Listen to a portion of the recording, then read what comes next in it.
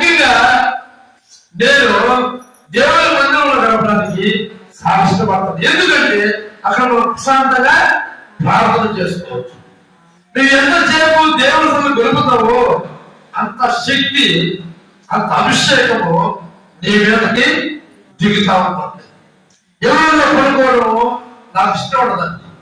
దేవుని మందిరంలో ఉండడం అనేది చాలా ఇష్టం. అంటే ఒంటరిగా గడపడం అనేది నాకు చాలా ఇష్టం. నాకు బాగా అలవాటైంది ఒంటరిగా. ఎందుకంటే ఒంటరిగా గడపడం అనుకోండి ప్రార్థన చేసుకోవచ్చు, దేవునితో మనము సహవాసం చేయొచ్చు. అర్థమవుతుందా? యేసు ప్రభువు ఎక్కువగా ఒంటరిగా గడిపారు. నైట్ పూట పొగలంతా వాక్యం చెప్పి పరిచయం చేసేవాడు.